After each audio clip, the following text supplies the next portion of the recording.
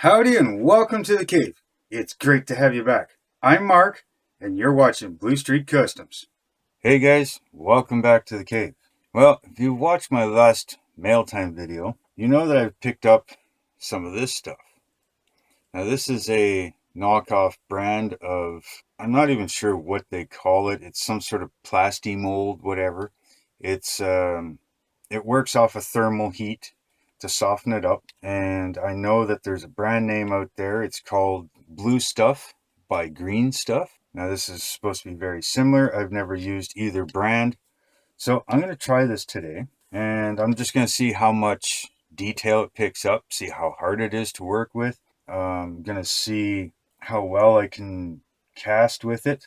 Now I'm going to probably try this with resin, because on other channels I've seen them use like an epoxy resin, or sorry, not an epoxy resin, an epoxy putty, like milliput and stuff like that, and they kind of stuff it in, it picks up really good detail. But I don't have any of that stuff. I don't normally cast like minis and stuff like that. I'm going to try and see how well it'll pick up detail off of these guys.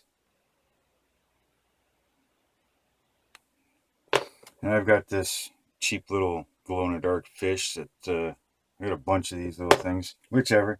So I'm going to see how well I can cast around these, how much detail it'll pick up when I mold around it, and then see how I can cast resin with it. I'm also going to see if do I need to use gloves, how sticky it is, things like that. So I've got some hot water here. I just boiled it, let it cool down a little bit. So we're going to start off by getting one of these out here. I'll obviously let you know what I think of this stuff, how much I'm going to need. And see, it's got some sort of powder on it to keep it from sticking to itself.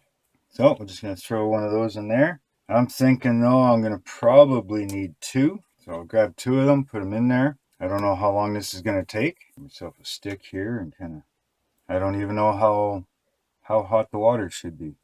Now because it's all in Chinese or Japanese or whatever it is, I can't read the instructions on it whatsoever.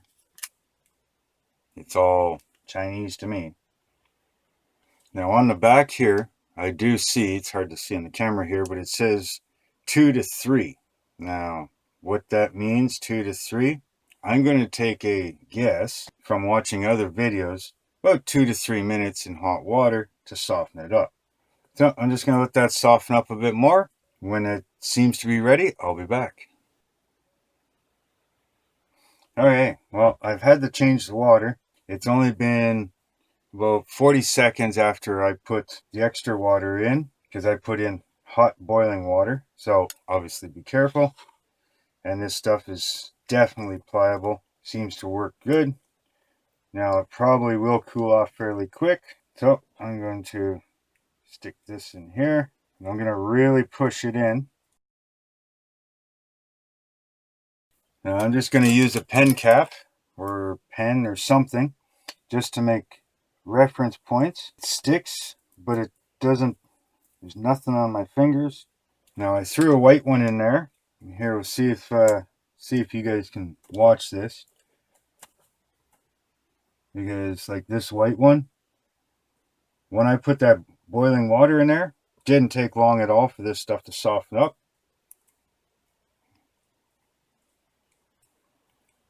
So I'm just going to keep that in there for the minute.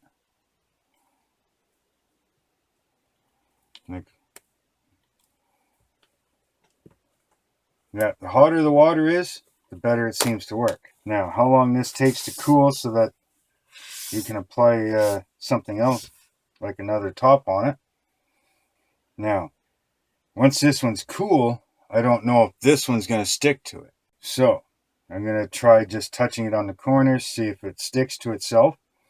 If it does, well, I've got some petroleum jelly here. We'll give a light coat. Now, hopefully, it doesn't stick to the mini as well. I don't have any mold release, so we'll see what happens, I guess. You can see it's only been a couple minutes.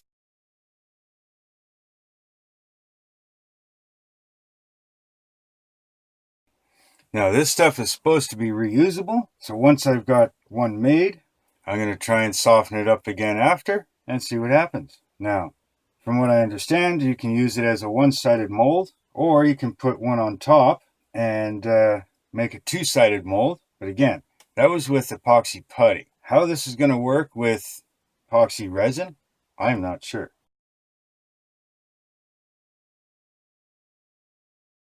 Might want to do this on wax paper. So what I'm going to do is I'm going to use this pen here. I took the guts out of it. I'm going to, when I mold that one on top, I'm going to put this one right on his foot and mold around it so that when I go to pour the resin, I've got somewhere I can pour into. And to me, the best place would be somewhere that you're going to either glue it down to a base, if you're doing a mini, or, you know, it's going to get flocking around it or something, somewhere inconspicuous. You know, I'm using the two different colors just so that I can see what they're like. Oh yeah, they don't like to touch. So, put that back in there for a minute. Dry this off completely. So, first thing we learned, don't put them together without some sort of mold release. I'm just going to use a little bit of petroleum jelly here. Might want to use a brush or something just to make sure you can get down in every little tight nook and cranny.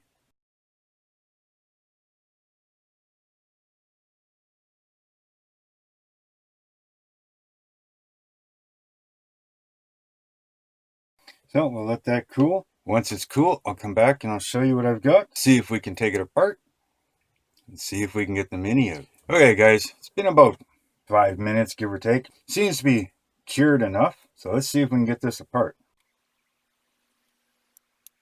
That seems to come out okay.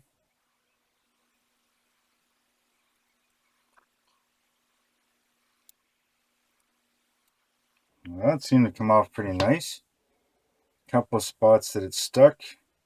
Now I know it's hard for you guys to see. Maybe the better one will be, or the blue, maybe the blue one will be better for you to see with. But from what I can see, it looks like it's picked up pretty good detail. I may not have pushed it enough in right around here, but we'll see. Now let's see if we can get this guy out. Comes out real easy. No problem. Now, being that it's an odd shape, seems to go back together real nice. Now, my question is how am I going to keep this together securely enough so that resin won't leak out, but yet still not crush it or deform it? Now, I could try tape, wrap tape around it, maybe some elastics. Now, of course, being that this is my first time ever trying this, I might end up having quite a bit of flash that we'll end up having to cut off. I'm not sure. I don't even know how resin's going to react with this stuff. So this is all an experiment this time around. So I think what I'm going to do is I'm just going to use some masking tape, see how well it sticks to it. Now I'm also thinking I might try and use UV resin just for the fact that, you know, I don't want to wait 24 hours, give or take, maybe more, just for the resin to cure. So being that this one's clear, that might help a lot. So I'm going to get some tape, my UV resin, my black light, and we're going to try this out. Okay, so I've got the resin, got my light, grab some tape here, and we'll try to tape this thing up so it doesn't go anywhere.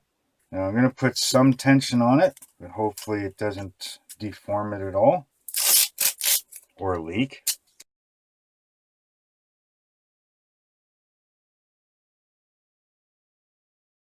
Okay, so that's not going to work. Bit of a blonde moment here. The reason this isn't going to work is I put the resin in, UV resin. How do I shine the UV light through the tape? Not going to work. So, redo. Good thing dollar store tape is cheap. In this case, then, what I'm going to do is try to stay away from inside of it. Back don't matter. I need to try and keep this front area clear so that I can shine the light through.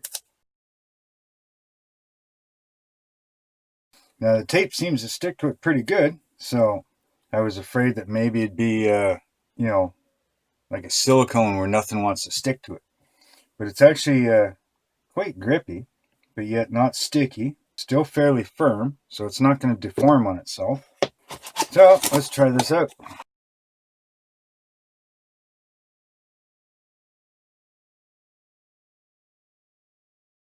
Now I've noticed doing it this way, I gotta kind of squeeze it a little bit here and there to kind of get the bubbles to move around. Now this UV resin is a little thick, so maybe putting it in water, in hot water, would have helped soften it up, make it flow a little better.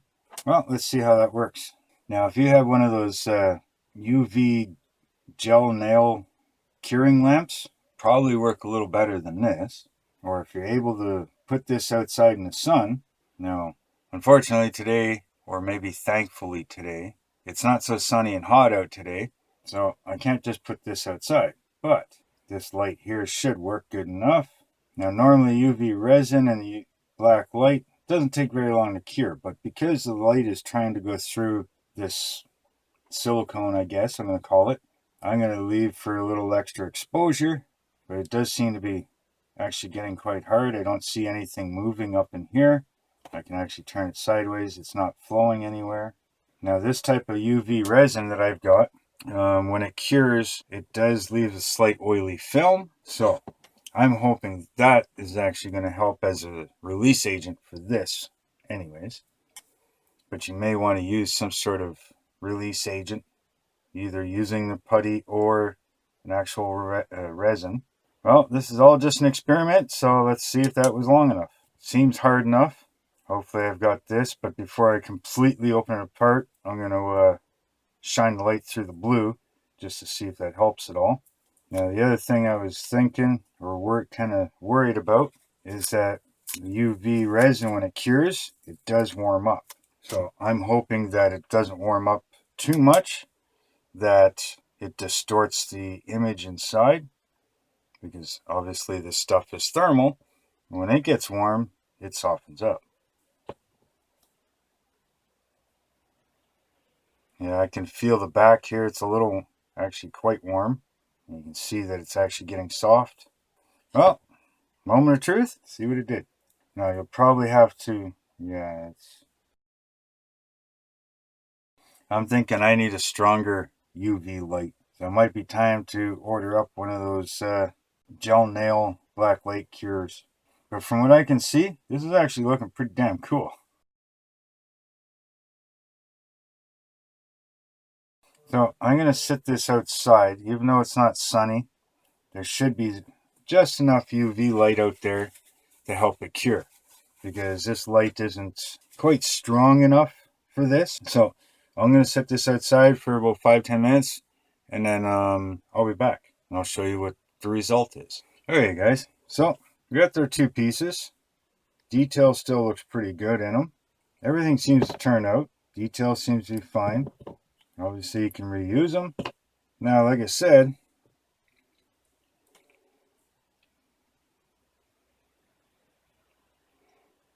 it was going to have some flash on it. So I'm going to clean up the flash. And since this is clear, I mean, you can see some of the detail in here. I'm going to clean off the flash and I'm going to prime it. And when I got it primed, I'll be back and show you what that looks like. Welcome back. So, like I said, one of the things we were trying to do was find out how well it can shape, mold, and take detail. And one of the other things was, can we reuse it like it says we can? So I'm just going to throw blue in here. I've got some fresh boiling water. Again, be careful. So I'm just going to throw that in here. And as you can see, I mean, it is pretty much back to the way it was when I first started, just not square.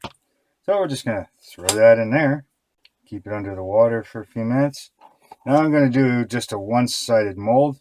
I'm not going to cast anything in it. I just want to see if we can reshape it, reuse it. And with this boiling water, it's not taking much time at all here. Now it's pretty much ready here to reshape. Obviously it's, again, back to pliable. I'm going to throw it back in there for another few seconds here. Now I'm going to show you that Mini I casted in a few minutes, so just letting the primer dry. So that looks pretty good, nice and soft. So we're going to let that cool. We're going to throw this in here, let that one get soft again. Try to mold it back into a somewhat storable shape.